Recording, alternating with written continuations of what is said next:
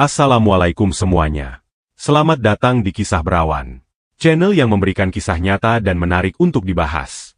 Namun sebelum itu mengklik tombol subscribe terlebih dahulu. Dan jangan lupa untuk menuliskan sholawat di kolom komentar, agar kita mendapatkan syafaat di akhir kelak. Sore itu di sebuah pos perbatasan di Kalimantan, Sersan Rian Aditya duduk di dalam bara kecil, sambil membersihkan senapan SS-2V5 miliknya. Sudah hampir 3 bulan ia bertugas di daerah ini sebagai bagian dari pasukan pengamanan perbatasan. Jauh dari rumah, jauh dari istrinya, Laras, yang ia nikahi 2 tahun lalu. Laras adalah seorang wanita sederhana yang bekerja sebagai pegawai administrasi di sebuah perusahaan ekspedisi di Jakarta. Ia bukan tipe perempuan yang suka kehidupan mewah, itulah yang membuat Rian jatuh hati padanya. Sejak menikah, mereka menjalani kehidupan dengan penuh pengertian. Meski harus sering berjauhan karena tugas Rian sebagai prajurit TNI. Di sela kesibukannya malam itu, ponselnya tiba-tiba bergetar. Sebuah nomor tidak dikenal muncul di layar. Rian mengernyit, lalu mengangkatnya. "Selamat malam, Pak. Dengan Bapak Rian Aditya?" Suara laki-laki di seberang terdengar formal, seperti seseorang yang biasa berbicara dengan kewenangan. "Iya, saya sendiri. Ini siapa?" "Saya dari Polsek Kebayoran Baru, Pak. Begini, kami ingin menginformasikan bahwa istri Bapak, Saudari Laras, saat ini sedang dalam tahanan kami." Jantung Rian seakan berhenti berdetak. Ia menggenggam ponsel lebih erat. "Apa maksudnya ditahan? Laras kenapa?" "Istri Bapak tertangkap dalam sebuah penggerebekan narkoba di Hotel Grand Permata. Kami menemukan barang bukti di kamarnya, dan saat ini ia sedang menjalani pemeriksaan." Rian merasa darahnya berdesir. "Laras? Narkoba? Tidak mungkin. Istrinya bahkan tidak pernah merokok, apalagi memakai barang haram seperti itu. Ada kesalahan. Laras tidak mungkin pakai narkoba." Suara Rian meninggi, namun ia mencoba mengendalikan emosinya. "Maaf, Pak. Kami hanya menjalankan tugas. Kalau Bapak ingin tahu lebih lanjut, silakan datang ke kantor kami," jawab polisi itu tanpa ekspresi. Telepon terputus, meninggalkan Rian dalam kebingungan. Ia langsung berdiri dan menarik napas panjang. Kepalanya penuh dengan pertanyaan. Keesokan paginya, Rian segera meminta izin kepada komandannya untuk terbang ke Jakarta. Beruntung, ia diberikan cuti mendadak karena alasan keluarga. Ia segera naik pesawat pertama menuju ibu kota. Setibanya di Jakarta, Rian langsung menuju Polsek Kebayoran Baru. Setibanya di sana, ia berhadapan dengan seorang petugas jaga. "Saya ingin bertemu dengan penyidik yang menangani kasus seorang tahanan bernama Laras," katanya dengan suara tegas. Petugas menatapnya dengan malas. "Tunggu sebentar, Pak." Beberapa menit kemudian, seorang polisi berpangkat Ibtu keluar dari ruangan. Namanya Ibtu Budi. Ia menatap Rian dengan sedikit heran. "Anda siapa?" "Saya suaminya, Rian Aditya." "Oh, suami tersangka? Silakan ikut saya." Rian mengikuti polisi itu ke sebuah ruangan kecil. Ia mencoba menenangkan diri meskipun amarah dan kecemasannya berkecamuk. Di dalam ruangan, Ibtu Budi duduk dan membuka sebuah berkas. "Istri Anda tertangkap di sebuah kamar hotel dengan barang bukti sabu seberat 5 gram saat kami gerebek. Hanya dia yang ada di dalam kamar." "Laras tidak mungkin melakukan itu. Dia tidak pernah menyentuh barang haram." Suara Rian bergetar menahan emosi. "Kami hanya menangkap berdasarkan bukti yang ada, Pak. Kamar itu dipesan atas namanya, dan barang bukti ditemukan di dalamnya." Rian mengepalkan tangan. "Ada sesuatu yang tidak beres di sini." "Siapa yang melaporkan?" tanyanya. "Kami mendapat informasi dari informan," jawab Ibtu Budi santai. Rian semakin curiga. Ia menatap polisi itu tajam. "Bisa saya bertemu dengan istri saya?" Ibtu Budi terdiam sejenak, lalu mengangguk. "Silakan, tapi sebentar saja." Pertemuan penuh air mata di ruang tahanan. Laras duduk di sudut. Wajahnya terlihat pucat dan matanya sembab. Saat melihat Rian, air matanya langsung mengalir. "Mas," suaranya bergetar. Rian mendekat dan meraih tangan istrinya melalui jeruji. "Laras, apa yang terjadi?" Laras menggeleng. "Aku tidak tahu, Mas. Aku diundang untuk pertemuan kerja di hotel. Setelah aku masuk kamar, tiba-tiba ada yang mengetuk pintu. Saat aku buka, mereka langsung masuk dan menemukan narkoba di dalam kamar. Aku tidak tahu itu milik siapa." Rian mengepalkan rahangnya. Ada yang tidak beres. Istrinya dijebak. "Laras, tenang. Aku akan cari tahu siapa yang melakukan ini," katanya, meski di dalam hatinya ia sendiri bingung harus mulai dari mana. Di luar, Rian merasakan sesuatu yang ganjil. Ia seorang tentara. Nalurinya tajam. Polisi yang menangani kasus ini tidak terlihat bekerja secara profesional. Ia menarik napas dalam. Ini belum selesai. Rian berdiri tegak di depan sel tahanan. Matanya menatap tajam Laras yang masih menangis. Tubuhnya menegang, amarah berkecamuk dalam dadanya. Ia seorang tentara, terlatih untuk menahan emosi, tetapi kali ini situasinya berbeda. Ini tentang istrinya. Laras, tenang. Aku akan mengeluarkanmu dari sini, katanya dengan suara rendah, namun penuh tekad. Laras menggenggam erat tangan Rian di balik jeruji. Mas, aku takut. Rian menatapnya dalam-dalam, lalu melepaskan genggaman itu dengan perlahan. Jangan takut. Aku akan cari tahu siapa yang menjebakmu. Ia berbalik dan melangkah keluar dari ruang tahanan dengan langkah tegap. Di luar, Ibtu Budi masih menunggunya dengan ekspresi datar.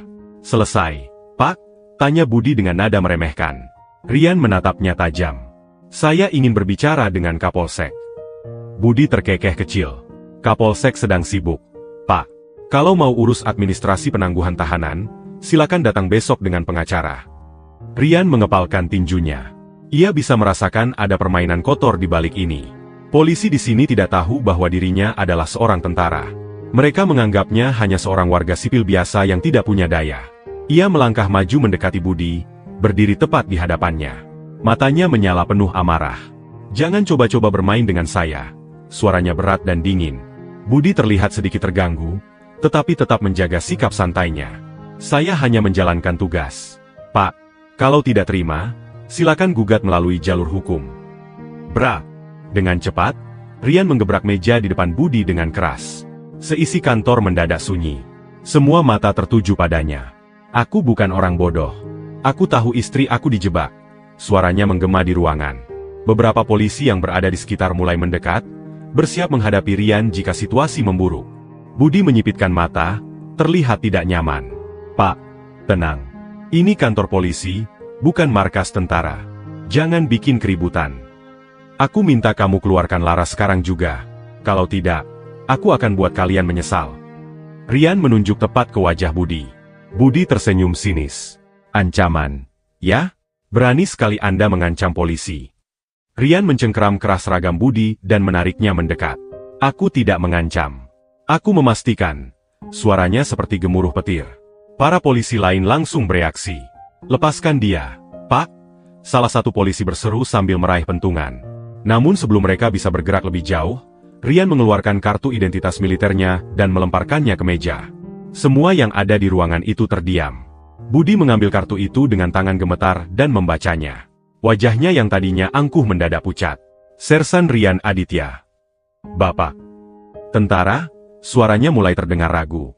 Rian menyeringai dingin. Sekarang kau tahu siapa aku. Beberapa polisi mulai saling berpandangan. Mereka baru menyadari bahwa mereka telah menangkap istri seorang prajurit tanpa menyelidiki lebih jauh. Rian melanjutkan dengan suara tegas. Aku tidak peduli dengan permainan kotormu, tapi aku janji, kalau sesuatu terjadi pada istriku, kalian semua akan berhadapan dengan militer. Budi menelan ludah. Ia tahu betul bahwa urusan dengan TNI bukan sesuatu yang bisa dianggap sepele. Tiba-tiba, seorang pria berseragam polisi dengan pangkat komisaris keluar dari ruangannya. Ada apa ini? Suaranya berat dan berwibawa. Budi segera berdiri tegap dan memberi hormat. Siap, Pak Kapolsek. Ini hanya sedikit kesalahpahaman. Kapolsek menatap Rian dengan tajam. Anda siapa? Rian mengambil kembali kartu identitasnya dan menatap Kapolsek tanpa gentar. Sersan Rian Aditya, TNI Angkatan Darat. Kapolsek menghela napas dalam. Ikut saya ke ruangan, katanya dengan suara lebih tenang. Rian mengikutinya masuk ke dalam ruangan Kapolsek, meninggalkan para polisi yang masih terdiam di luar. Kapolsek, Komisaris Sudarmaji, duduk di balik mejanya dengan wajah serius. Rian berdiri tegak di hadapannya, masih dengan ekspresi marah yang sulit ia sembunyikan. Apa maksud Kapolsek menangkap istri saya tanpa bukti yang jelas? Tanya Rian dengan nada menekan. Sudarmaji menyandarkan tubuhnya ke kursi, melipat tangannya di atas meja. Ia tidak menunjukkan ekspresi bersalah, justru terlihat tenang. Sersan Rian, saya mengerti perasaan Anda, tapi kami hanya menjalankan prosedur. Istri Anda tertangkap dengan barang bukti narkoba di dalam kamarnya. Dan saya yakin dia dijebak. Rian membalas cepat. Dia bukan pemakai, bukan pengedar. Sesuatu yang tidak beres sedang terjadi di sini. Kapolsek menghela napas panjang. Ia melirik Ibtu Budi yang berdiri di sudut ruangan. Sekilas ada isyarat di antara mereka, sesuatu yang tidak lepas dari pengamatan Rian. Sudarmaji kemudian menatap Rian dengan tatapan lebih tajam. Dengar, Sersan. Saya paham bahwa Anda seorang tentara. Saya hormati institusi Anda. Tapi ini masalah kepolisian. Jika Anda ingin membela istri Anda, silakan ikuti prosedur hukum yang berlaku. Rian mengepalkan tinjunya. Prosedur hukum? Sejak kapan prosedur hukum membiarkan polisi menangkap orang tanpa penyelidikan mendalam? Budi menyela, dengan nada menyindir. Pak Rian, kalau Anda merasa ada ketidakadilan, silakan bawa pengacara. Tapi untuk saat ini, istri Anda tetap dalam tahanan. Rian menatap mereka berdua. Nalurinya mengatakan bahwa ada permainan kotor di balik ini. Ia seorang prajurit, terlatih membaca situasi. Jadi kalian berdua bekerja sama? Tanyanya dingin. Sudarmaji mengangkat alis. Hati-hati dengan tuduhan Anda, Sersan. Tidak perlu hati-hati jika saya sudah melihat ada yang tidak beres, balas Rian tajam. Kapolsek tersenyum tipis. Anda tahu, tentara seperti Anda bisa saja dianggap mengganggu penyelidikan. Jangan sampai ada masalah lebih besar yang timbul, hanya karena emosi pribadi. Rian menahan napas, berusaha mengendalikan amarahnya. Aku akan cari tahu siapa yang menjebak istriku. Jika aku menemukan bukti bahwa kalian bermain kotor, aku pastikan kalian akan berhadapan dengan hukum militer. Sudarmaji tetap tenang. Silakan. Tapi sampai saat itu terjadi, istri Anda tetap di sini. Rian menatap mereka satu persatu, lalu berbalik dan melangkah keluar dari ruangan dengan geram. Saat pintu tertutup, Budi menoleh ke Kapolsek dan bertanya dengan nada khawatir. Pak, bagaimana ini? Kalau dia benar-benar menyelidiki, bisa repot. Kapolsek menyeringai. Jangan khawatir.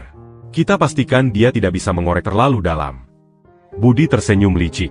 Saya akan urus bagian itu. Di luar ruangan, Rian menghela napas panjang. Ia tahu, pertarungan ini belum selesai. Justru baru saja dimulai. Keluar dari ruang Kapolsek, Rian menggenggam ponselnya erat. Langkahnya cepat. Pikirannya berputar mencari cara untuk menyelamatkan Laras. Ia tahu berhadapan dengan polisi nakal seperti ini tidak bisa hanya dengan argumen. Mereka bermain kotor, dan satu-satunya cara menghadapi mereka adalah dengan tekanan yang lebih besar. Begitu tiba di halaman kantor Polsek, Rian langsung menghubungi seseorang yang bisa membantunya. Halo, Danang, suara Rian terdengar dingin.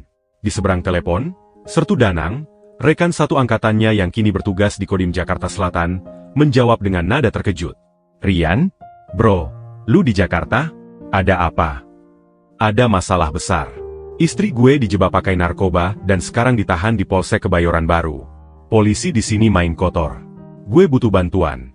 Suara Rian terdengar tegas, tanpa basa-basi. Danang terdiam sejenak, lalu suaranya berubah serius. Berani mereka main kotor sama istri prajurit? Tunggu, gue panggil anak-anak. Sambungan terputus. Rian tahu, dalam hitungan menit, teman-temannya akan datang. Ia tidak sendiri. Amukan di kantor polisi. Rian kembali masuk ke dalam kantor Polsek. Kali ini, ia tidak datang dengan sikap sabar. Langkahnya berat. Matanya menyala penuh amarah. Di dalam, Ibtu Budi masih berdiri di dekat meja administrasi, berbicara dengan beberapa anak buahnya. Saat melihat Rian kembali masuk dengan wajah penuh amarah, ia mendengus. Pak Rian, saya sudah bilang. Brak, sebuah meja terguling saat Rian menendangnya dengan keras. Semua orang di ruangan itu terkejut. Beberapa polisi refleks meletakkan tangan di pinggang mereka, mendekati senjata. Rian menunjuk langsung ke wajah Budi. Aku sudah cukup sabar. Sekarang aku mau istriku keluar dari sini, atau aku akan buat tempat ini porak-poranda. Budi tersentak. Ia belum pernah melihat warga sipil seberani ini.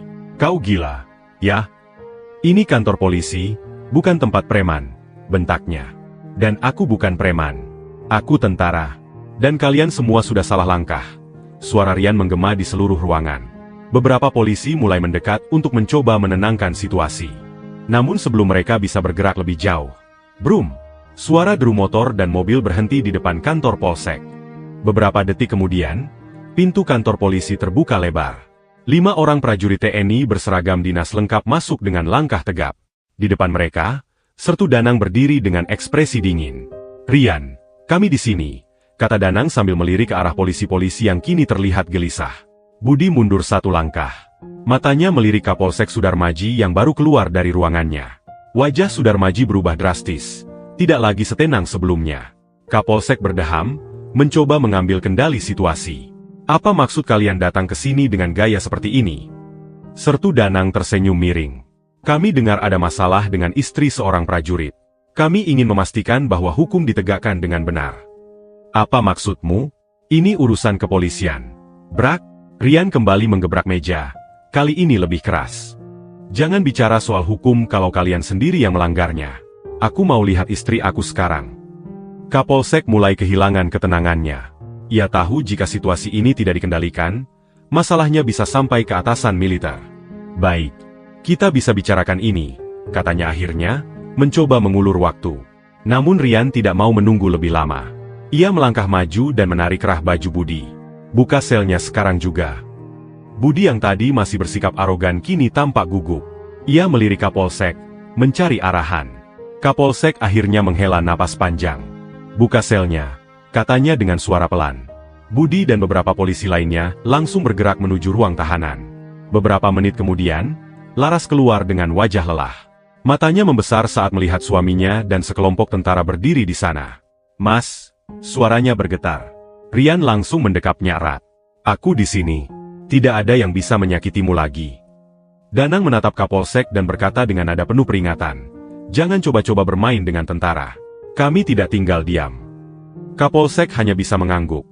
Tahu bahwa ia telah kalah dalam permainan ini. Rian menggenggam tangan Laras dan berjalan keluar bersama teman-teman tentaranya. Ini belum berakhir. Ia masih harus mencari siapa dalang sebenarnya di balik jebakan ini. Tapi satu hal pasti, mereka telah menyentuh orang yang salah.